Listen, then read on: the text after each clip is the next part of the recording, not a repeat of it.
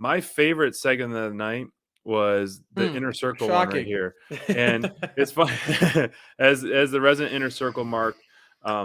This was, Inner Circle is hot, and the crowd has been behind them for a while, ever since they turned babyface, and even when they were heel, the crowd was behind them. But I think at this point, the resurgence of the Inner Circle is near an all-time high. I mean, no better, partner to pair him against an American Top Team and Dan Lambert, which they're continuing to hijack their promos.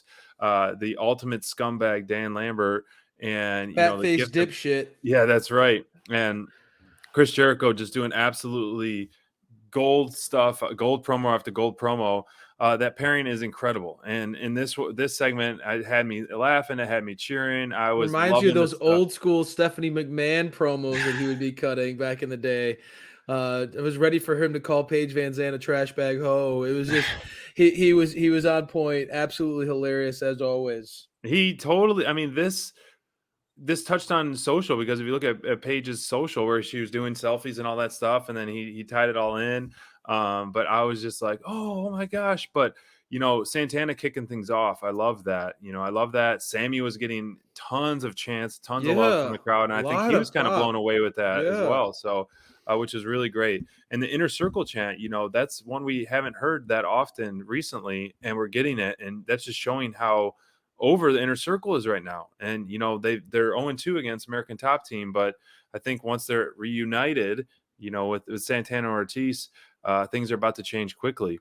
But speaking of Ortiz, not only Santana with fire on the mic, but Ortiz is looking jacked, more jacked than ever. Just him standing there in that vest, I'm like, wait, who is that? Because not that he was never out of shape, but he was looking jacked, and I'm loving this side of Santana. We've seen Santana transform himself over the course of this year, and it looks like Ortiz is whatever Santana was doing. Ortiz is on board with it now, because both those guys look like the tip-top shape of their careers. Definitely, I noticed that too, and it honestly, it seems like he better be, because they're going toe-to-toe with America's Top Team. If we saw those leaks from Tony Khan's pictures of him at the Jags game with all the notes of what we were going to see at Full Gear, and it didn't take a rocket scientist to think that the Inner Circle versus America's Top Team was in the cards. Tonight we made it official.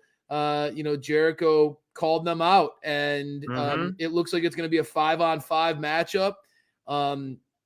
It'll be interesting to see who Ethan Page and Scorpio Sky bring with them. There's going to be a lot of potential big names in the MMA world to join this one.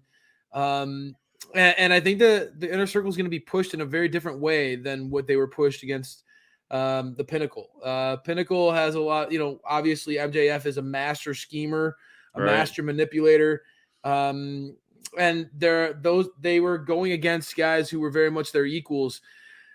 How do you scout America's Top Team? How do you scout them? How do you prepare for a match like that?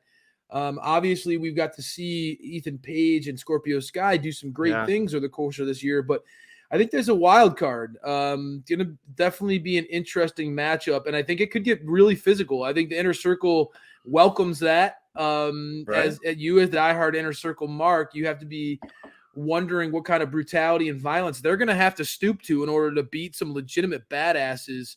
I like it. I like it a lot. I think that this pairing is fun. And obviously Jericho and Dan Lambert on the mic together are they're able to carry some of these segments as far as the humor, keeping the feud going.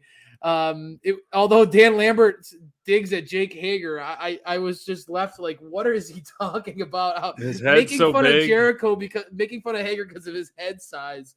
Never thought I'd hear that one. That was an odd one, I gotta say. But I liked it. I thought it was really funny and kind of a dad sense of humor in some of them. I thought it worked well. I don't know.